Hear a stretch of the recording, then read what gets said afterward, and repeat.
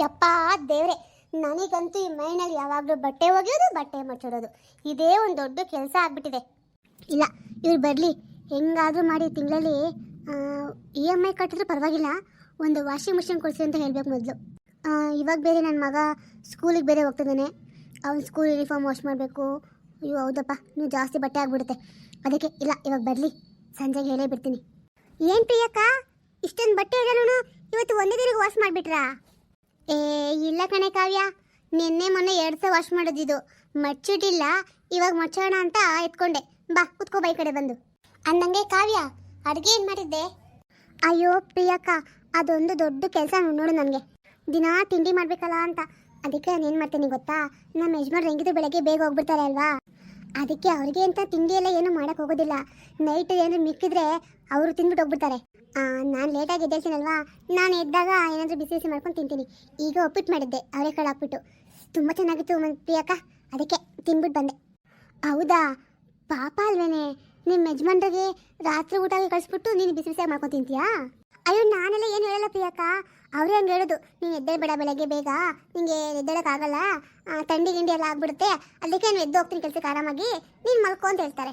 ಅದಕ್ಕೆ ಏನು ಮಾಡ್ತೀನಿ, ಇಲ್ಲ ಅಂದರೆ ನನಗೇನು ಪಾಪ ಎದ್ದು ಅಡುಗೆ ಮಾಡ್ಕೊಡೋಕ್ಕೆಲ್ಲ ಏನು ಕಷ್ಟ ಇಲ್ಲಪ್ಪ, ಅವರೇ ಹೇಳ್ತಾರಲ್ಲ ಅಂತ ನಾನು ಮಲ್ಕೋತೀನಿ ಅಷ್ಟೇ. ಹೌದಾ, ಹೋಗಲಿ ಬಿಡು, ನಿಂದೇ ಆರಾಮು. ನೋಡು, ನಾನು ಬೆಳಗ್ಗೆ ಎದ್ದು ಬೇಗ ಎಲ್ಲ ಕೆಲಸ ಮಾಡಿ ಈ ಬಟ್ಟೆನೂ ವಾಶ್ ಮಾಡಬೇಕು. ನನ್ನ ಮಗ ಬರೋದ್ರೊಳಗಡೆ ಅರ್ಧ ಕೆಲಸ ಮಾಡಿರ್ತೀನಿ ಕಣೆ. ಇನ್ನೊಂದೇನು ಗೊತ್ತಾ, ನನ್ನ ಮಗನ ಸ್ಕೂಲ್ 9 ಗಂಟೆಗೆ, ಮತ್ತೆ 12 ಗಂಟೆಗೆ ವಾಪಸ್ ಬಿಟ್ಬಿಡ್ತಾರೆ. ನಾನು ಅವನ್ನ ರೆಡಿ ಮಾಡಿ ಬೆಳಗ್ಗೆ ತಿಂಡಿ ತಿನ್ನಿಸಿ ಕರ್ಕೊಂಡೋಗಿ ಬಿಟ್ಟು ಬರ್ತೀನಿ.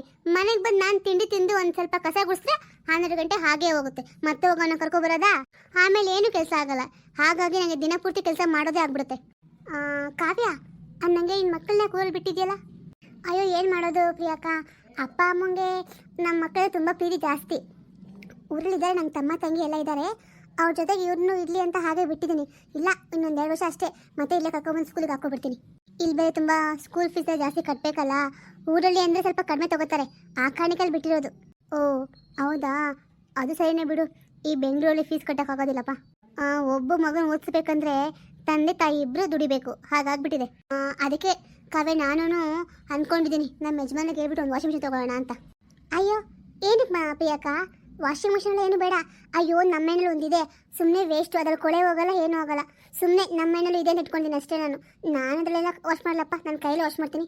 ಹೌದಾ, ಯಾಕೆ ನಿಮ್ಮಲ್ಲಿ ವಾಷಿಂಗ್ ಮಿಷಿನ್ ಇದೆಯಲ್ಲ, ವಾಷಿಂಗ್ ಮಿಷಿನ್ ಇಟ್ಕೊಂಡು ಕೈಯೆಲ್ಲ ವಾಶ್ ಮಾಡ್ತೀಯೇ? ಅಯ್ಯೋ ಹೇಳಿದ್ನಲ್ಲಕ್ಕ, ಅದು ನೀಟಾಗಿ ಕೊಳೆ ಎಲ್ಲ ಹೋಗಲ್ಲ, ಅದು ಗಲೀಜು ಹಂಗಂಗೆ ಇರುತ್ತೆ. ನಂಗೆ ಅದೆಲ್ಲ ಇಷ್ಟ ಆಗಲ್ಲಪ್ಪ, ಅದಕ್ಕೆ ನಾವು ಕೈಯಲ್ಲಿ ವಾಶ್ ಮಾಡ್ತೀನಿ. ನೀನು ಹಂಗೆ ಮಾಡು, ತುಂಬ ಕೊಳೆ ಇರ್ತಾವಲ್ಲ ಮಕ್ಳ ಬಟ್ಟೆ, ನಿಮ್ಮ ಯಜಮಾನ್ರ ಬಟ್ಟೆ ಎಲ್ಲ ಕೈಯಲ್ಲೇ ವಾಶ್ ಮಾಡು. ಮಿಷಿನೆಲ್ಲ ಏನಕ್ಕೆ ಸುಮ್ಮನೆ ದುಡ್ಡು ವೇಸ್ಟು, ದಂಡ ಹಂಗಂತೀಯಾ? ಸರಿ ಬಿಡು, ಹೋಗ್ಲಿ. ಒಂದು ಕೆಲಸ ಮಾಡು, ನಿಂಗೆ ತೀರಾ ಬೆಡ್ಶೀಟ್ಗಳು ಟವಲು ದೊಡ್ಡ ದೊಡ್ಡ ಡಿಮ್ಕಗಳು ಹಾಕ್ಬೇಕಂದ್ರೆ ನಮ್ಮ ಮನೆಗೆ ತಗೊಬಂದು ಕೊಡು, ನಾನು ಹಾಕೇ ಕೊಡ್ತೀನಿ, ಸರಿನಾ? ಅಯ್ಯೋ ಬೇಡಪ್ಪ, ಇವ್ರಿಗೆ ಅದೆಲ್ಲ ಸೆಟ್ಟಾಗಲ್ಲ. ಬೇರೆ ಮನೆಗೆ ಹೋಗಿ ಬಟ್ಟೆ ವಾಶ್ ಮಾಡೋದು, ಮತ್ತು ಸಹಾಯ ತಗೊಳ್ಳೋದು, ಇದೆಲ್ಲ ಇಷ್ಟ ಆಗಲ್ಲ ಕಣೆ. ಅದೆಲ್ಲ ಏನು ಬೇಡ ಬಿಡು, ನಾನು ಹೆಂಗಿದ್ರು ಕೈಯಲ್ಲಿ ವಾಶ್ ಮಾಡ್ತೀನಲ್ಲ, ವಾಶ್ ಮಾಡ್ಕೊತೀನಿ. ಸರಿ ಅಕ್ಕ, ನಿನ್ನ ಇಷ್ಟ. ಪ್ರಿಯಾ, ಇದ್ಯಾಕ್ರಿ ಇದಕ್ಕಿದ್ದಂಗೆ ಅದು ಇಷ್ಟೊತ್ತಲ್ಲಿ ಮನೆಗೆ ಬಂದಿದ್ರಲ್ಲ, ಯಾಕೆ ಏನಾಯ್ತು? ಮೈ ಹುಷಾರಿಲ್ವಾ? ಯಾಕೆ ಸಪ್ಪಗಿದ್ದೀರಾ? ಅದು ಪ್ರಿಯಾ, ನಿಮ್ಮ ಅಜ್ಜಿ ಫೋನ್ ಮಾಡಿದ್ರು. ಅದೇನಪ್ಪ ಅಂದರೆ... ಏನು, ನಮ್ಮ ಅಜ್ಜಿ ಫೋನ್ ಮಾಡಿದ್ರಾ? ಇಷ್ಟು ದಿನ ಆದಮೇಲೆ ಏನಂತೆ? ಎಲ್ಲರೂ ಚೆನ್ನಾಗಿದ್ದಾರೆ ತಾನೇ? ಹೇಳ್ರಿ. ಅದು ಪ್ರಿಯಾ, ನಿಮ್ಮ ಚಿಕ್ಕಪ್ಪಂಗೆ ಹಾರ್ಟ್ ಅಟ್ಯಾಕ್ ಆಯ್ತಂತೆ, ಹಾಸ್ಪಿಟ್ಲಿಗೆ ಕರ್ಕೊಂಡು ಹೋಗಿದ್ರಂತೆ. ಆದರೆ ಅವರು ತುಂಬ ತಿರ್ಲಿಲ್ವಂತೆ, ತೀರೋಗ್ಬಿಟ್ಟಿದ್ದಾರಂತೆ ಕಣೆ. ಹೌದಾ ರೀ? ಯಾವಾಗಂತೆ? ಪಾಪ ನಮ್ಮ ಚಿಕ್ಕಪ್ಪ ತುಂಬ ಒಳ್ಳೆಯವರು, ಅವ್ರಿಗೆ ಹೀಗಾಯ್ತಾ? ಹೌದು ಪ್ರಿಯಾ, ನನಗೂ ಈ ವಿಷಯ ಕೇಳಿ ತುಂಬ ಬೇಜಾರಾಯಿತು. ಪಾಪ. ಅಲ್ಲ, ಇದ್ದಕ್ಕಿದ್ದಂಗೆ ಇದೇನಾಯ್ತು ರೀ? ಹಾಗಾದರೆ ನಮ್ಮ ಚಿಕ್ಕಮ್ಮ ಎಲ್ಲ ಹೇಗಿದ್ದಾರೋ ಏನು? ಪಾಪ, ಮೊದಲೇ ಅವ್ರಿಗೆ ನಮ್ಮ ಚಿಕ್ಕಪ್ಪ ಅಂದರೆ ಪ್ರಾಣ.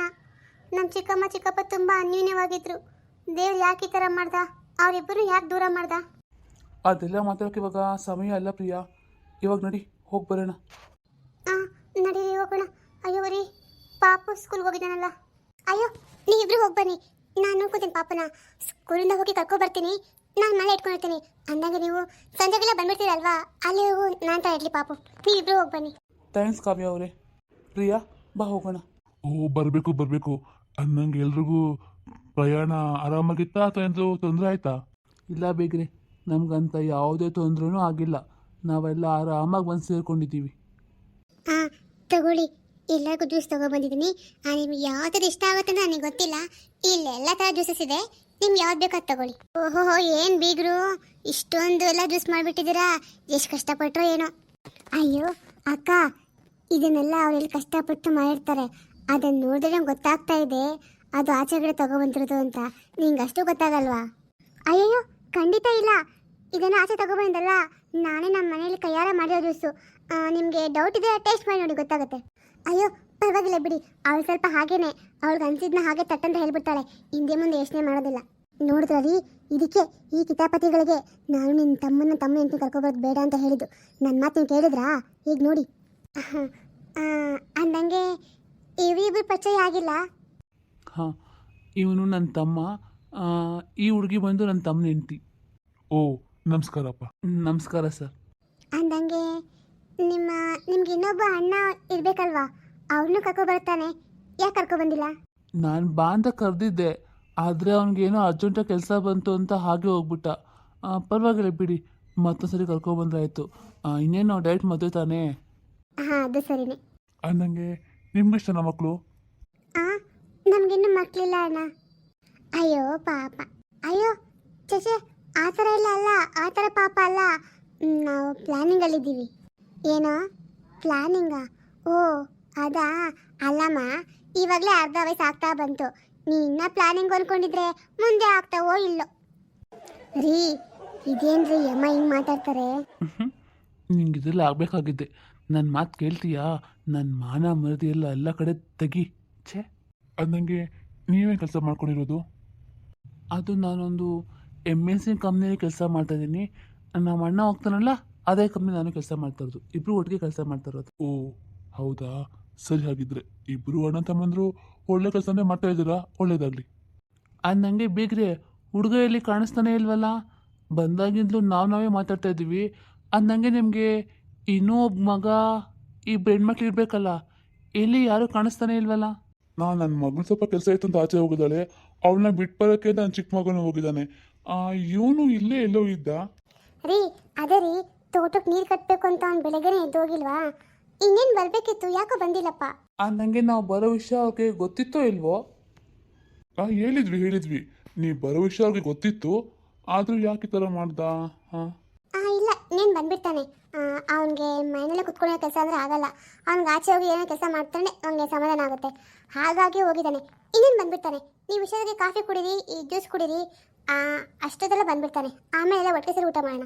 ಅಯ್ಯೋ ಇಲ್ಲ, ನಾವು ಮೊದಲ ಸರಿ ಬಂದ ತಕ್ಷಣ ಕೈ ತೊಳಿಬಾರ್ದು ಅಂತ ನಮ್ಮ ವಾಡಿಕೆ. ಹಾಗಾಗಿ ಬರೀ ಕಾಫಿ ಜ್ಯೂಸ್ ಸಾಕು, ಊಟ ಎಲ್ಲ ಬೇಡ. ಹೌದಾ? ಇಂಥ ಸಂಪ್ರದಾಯ ನಾನು ಯಾವತ್ತು ನೋಡೇ ಇಲ್ವಲ್ಲ. ಹೌದು ಬಿಗ್ರೆ ಅಣ್ಣ, ನಮ್ಮ ಕಡೆಯಲ್ಲಿ ಹಾಗೇನೆ. ನಾವು ಸಂಬಂಧ ನಮಗೆ ಕಾಯಂ ಅಂತ ಅನಿಸ್ಮೇಲೆ, ಅಂದರೆ ನಾವು ಎಂಗೇಜ್ಮೆಂಟ್ ಅಂತ ಮಾಡ್ತೀವಲ್ಲ, ಅದಾಗೋವರೆಗೂ ನಾವು ಊಟ ಮಾಡಲ್ಲ. ಯಾಕೆಂದರೆ ಕೈ ತೊಳೆದ್ರೆ ಸಂಬಂಧ ಹಂಗೆ ತೊಳ್ಕೊಂಡು ಹೋಗ್ಬಿಡುತ್ತೆ ಅಂತ ದೊಡ್ಡವರು ಹೇಳಿದ ಮಾತಿದು. ಓ ಹೌದಾ, ಅಂತ ಚೆನ್ನಾಗಿದೆ. ಸರಿ ಬಿಡಿ, ಹಾಗೆ ಆಗಲಿ. ನಿಮ್ಮ ಇನ್ನೊಬ್ಬ ಮಗಳು ಅಂದರೆ ಮದುವೆ ಆಗಿದೆಯಲ್ಲ, ಅವ್ರು ಬಂದಿಲ್ವಾ? ಇಲ್ಲ, ನಾನೇ ಯಾರಿಗೂ ಏನು ಹೇಳಕ್ಕೆ ಹೋಗಿಲ್ಲ. ಎಲ್ಲ ಒಂದ್ಸರಿ ಮದುವೆಗೆ ಬರಲಿ ಅನ್ನೋ ನನ್ನ ಆಸೆ ಅಷ್ಟೇ. ಓ ಅದು ಅಂತ ಸರಿನೇ ಬಿಡಿ, ಸುಮ್ಮನೆ ಎಲ್ಲಾರನ್ನೂ ಗೂಡಾಕೊಂಡು ನಿಮಗೂ ಕಷ್ಟ ಆಗುತ್ತೆ ಮನೆ ಮಾಡೋಕ್ಕೆ ಅಲ್ವಾ? ನನಗೆ ಬೇಗ್ರೆ, ನಾನು ಹುಡುಗ ಏನು ಕೆಲಸ ಮಾಡ್ತಾನಂತ ಕೇಳೋದೇ ಮರ್ತೋಗ್ಬಿಟ್ಟೆ. ನನಗೆ ಕೆಲಸಕ್ಕೆಲ್ಲ ಹೋಗಲ್ಲ ಅಲ್ಲ, ಮನೇಲಿ ಇರ್ತಾನೇನೋ, ಅಂದರೆ ಹೊಲ ಜಮೀನು ಕೆಲಸ ಮಾಡಿಕೊಂಡು. ಹೌದು ಬೀಗ, ಯಾಕೆ ಮರ್ತೋಗ್ಬಿಟ್ರ ಹೇಳಿದ್ದು? ಅವನು ಓದಿದ್ದಾನೆ, ಕೆಲಸ ಅಂತೆಲ್ಲ ಏನೂ ಮಾಡಲ್ಲ. ಅವ್ನಿಗೆ ಯಾಕೆ ಹೇಳಿದ್ನಲ್ಲ, ಒಬ್ರು ಕೈ ಕೆಳಗೆ ದುಡಿಯೋ ಕೆಲಸ ಅಂತ ಅವ್ನಿಗೆ ಇಷ್ಟ ಆಗಲ್ಲ. ಏನಾದರೂ ಮಾಡಬೇಕು, ಸ್ವಂತ ಮಾಡಬೇಕು, ಅದೇ ಅವನ ಏನಂತಾರೆ ಧ್ಯೇಯ. ಹೌದು, ಅವನಿಗೆ ನಾವು ಚಿಕ್ಕ ಹುಡುಗಿದ್ದು ಹಾಗೇನೆ ಆಚೆಗಡೆ ದುಡಿಯೋಕ್ಕಂತ ಕಳಿಸಿಲ್ಲ. ಹಾಗಾಗಿ ಅವ್ನಿಗೆ ಆಚೆದು ಹೋಗಿ ದುಡ್ದು ಅಭ್ಯಾಸ ಇಲ್ಲ. ನಮಗೇನು ಕಮ್ಮಿ ಇಲ್ಲ ಬಿಡಿ, ಮನೆಯಲ್ಲೇ ಮಾಡಿಕೊಂಡ್ರೂ ಸಾಕಾಗಲ್ಲ. ಇವಾಗೇನು ಹೋಗಿ ಅವನು ಕೆಲಸ ಮಾಡ್ತಾನೆ ಅನ್ಕೋಬಿಡಿ, ಅವ್ನು ಕೆಲಸ ಮಾಡಿಸ್ತಾನೆ ಅಷ್ಟೇ, ಅವನೇನು ಕೆಲಸ ಮಾಡಲ್ಲ. ಹೌದು ಸ್ವಾಮಿ, ಇಷ್ಟು ದಿನ ಹೆಂಗೋ ನನ್ನ ಕೈಯಲ್ಲಿ ಆಗ್ತಾ ಇತ್ತು, ನಾನು ಮಾಡ್ಕೊಂಡು ಬಂದೆ. ಇವಾಗೂ ವಯಸ್ಸಾಯ್ತು ನೋಡಿ, ಇವಾಗಲೂ ಹೋಗಲ್ಲ ಅಂತ ಏನಲ್ಲ, ಜೊತೆಯಾಗಿದೆ ನನ್ನ ಮಗ ಅಷ್ಟೇ. ಅದನ್ನ ಬಿಟ್ಟರೆ ಅವನೊಬ್ಬನೇ ದುಡಿತಾನೆ ಅಂತ ಏನಿಲ್ಲ. ನೋಡಿ, ನಮಗೂ ಬೇಕಾದಷ್ಟು ಆಸ್ತಿ ಅಣು ಎಲ್ಲ ಇದೆ. ಅದೇನೇನೋ ಒಂದು ತಕ್ಕ ಮಟ್ಟಿಗೆ ಕೊಟ್ಟಿದ್ದಾರೆ. ನನಗೆ ನೀವೇನು ಯೋಚನೆ ಮಾಡೋದು ಬೇಕಾಗಿಲ್ಲ. ನನ್ನ ಮಗಳು ಬಂದು ಇಷ್ಟು ದೊಡ್ಡ ಮನೇಲಿ ಕೆಲಸ ಅವಳೇ ಮಾಡಬೇಕೇನೋ ಅಂತ. ಯಾಕೆಂದರೆ ನಮ್ಮ ಮನೇಲಿ ಕೆಲಸಕ್ಕೆ ಜನ ಇದ್ದಾರೆ. ಓ ಹೌದಾ, ಮನೆ ಅಂತೂ ತುಂಬ ಚೆನ್ನಾಗಿದೆಪ್ಪ. ಎಷ್ಟು ದೊಡ್ಡ ಮನೆ, ಎಷ್ಟು ದೊಡ್ಡ ರೂಮ್ಗಳಿದ್ದಾವೆ. ನನಗಂತೂ ನಿಮ್ಮ ಮನೆ ತುಂಬ ಇಷ್ಟ ಆಯಿತು. ಹಾಂ ಹೌದು, ಈ ಮನೆ ಕಟ್ಟಬೇಕಾದ್ರೆ ನಮಗೆಲ್ಲ ಯೋಚನೆ ಇತ್ತು. ನಮ್ಮಿಬ್ಬರು ಮಕ್ಕಳಿಗೆ ಸರಿ ಹೋಗೋ ಥರನೇ ಕಟ್ಟಿದ್ದೀವಿ. ಬೇಕಾದರೆ ಇನ್ನೂ ಕಟ್ಕೋಬೋದು. ಮುಂದೆ ನೀವೇ ಜಾಗ ನೋಡ್ರಲ್ಲ ಎಷ್ಟು ತುಂಬ ಇದೆ ಅಂತ. ಅಲ್ಲಿ ಇನ್ಮೇಲೆ ಮುಂದೆ ಯಾವಾಗಾದರೂ ಒಂದು ಸಾರಿ ನಮ್ಮಿಬ್ಬರು ಮಕ್ಕಳು ಯಾರಿಗಾದ್ರೂ ಒಬ್ರಿಗೂ ಅದ್ರ ಅನಿಸಿದ್ರು ನಾನು ಬೇರೆ ಇರಬೇಕು ಅಂತ, ಆ ತಕ್ಷಣ ಅಲ್ಲಿ ಮನೆ ಕಟ್ಕೊಂಡಿರ್ಬೋದು. ಅಷ್ಟು ವ್ಯವಸ್ಥೆ ನಾವು ಮಾಡಿದ್ದೀವಿ. ಯಾಕೆಂದರೆ ಇವಾಗ ಯಾರಿಗೂ ಬಲವಂತ ಮಾಡುವಂಥ ಪರಿಸ್ಥಿತಿನಲ್ಲಿ ಇಲ್ಲ. ಅವ್ರು ಇಷ್ಟ ಬಂದಂಗೆ ಅವ್ರು ಇರಬೇಕು, ಆವಾಗೇ ಅವರು ಸುಖವಾಗಿರೋಕ್ಕಾಗತ್ತೆ. ಹಾಗಾಗಿ ನಾವು ಯಾರಿಗೂ ಯಾವುದಕ್ಕೂ ಕಡಿವಾಣ ಹಾಕೋದಿಲ್ಲ. ಅವ್ರ ಸಂತೋಷ ನಮಗೆ ಬೇಕಾಗಿರೋದು. ಎಂಥ ಒಳ್ಳೆ ಮಾತಾಡಿದ್ರಿ ಅಮ್ಮ ನೀವು. 100ಕ್ಕೆ 100 ಸತ್ಯವಾಗಿರೋ ಮಾತು. ಯಾವ ವಿಷಯಕ್ಕೂ ಮಕ್ಕಳನ್ನ ಬಲವಂತ ಮಾಡಬಾರ್ದು. ಯಾಕೆ ಅಂದರೆ ನಮ್ಗೆ ಬೇಕಾಗಿರೋದು ಏನು ಹೇಳಿ, ಅವ್ರ ಸುಖ ಶಾಂತಿ ಅಷ್ಟೇ ಅಲ್ವಾ. ಅದನ್ನ ಅವರು ಅವ್ರಾಗೆ ಬಾಯ್ಬಿಟ್ಟು ಕೇಳಿಬಿಟ್ರೆ ನಮಗಿನ್ನೂ ಒಳ್ಳೆಯದೇ. ರೀ, ಕೇಳಿಸ್ಕೊಂಡ್ರ ಅಮ್ಮ ಮಾತಾಡಿದ್ದು? ಅಲ್ಲ, ನಮ್ಮ ದಲಿತನಿಗೆ ಇಷ್ಟು ಒಳ್ಳೆ ಮನೆ ಸಿಕ್ಬಿಡ್ತಲ್ಲ, ಹೇಗೆ ಸಾಧ್ಯ? ಇಷ್ಟ ಒಳ್ಳೆ ಬೀಗರು. ಹಾಂ, ನಿಮ್ಮ ಮತ್ಗೆಗೆ ಸ್ವಲ್ಪ ಜಾಸ್ತಿನೇ ಆಯಿತು ಇವರು. ಲೇ, ಸ್ವಲ್ಪ ಸುಮ್ಮನೆ ಇರೇ. ನೋಡು, ನೀ ಈ ಥರ ಎಲ್ಲ ಮಾತಾಡ್ತೀಯ ಅಂತಾನೆ, ಕೊಂಕಾಡ್ತೀಯ ಅಂತಾನೆ ಅಣ್ಣ ಅಂತ ಕೇಳಿ ನಿನ್ನ ಕರೆಯೋದಿಲ್ಲ. ಇವತ್ತೇನೋ ಕರೆದಿದ್ದಾರೆ, ಸ್ವಲ್ಪ ಮಾನ ಮಧ್ಯೆ ಉಳಿಸ್ಕೊಂಡು ಮನೆಗೆ ಹೋಗೋಣ.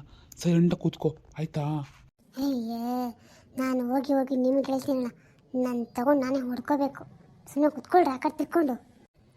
ಜ್ಯೂಸ್ ಕುಡಿದ ನಂತರ ಎಲ್ಲ ಮಾತುಕತೆ ಮುಗಿಯುತ್ತದೆ.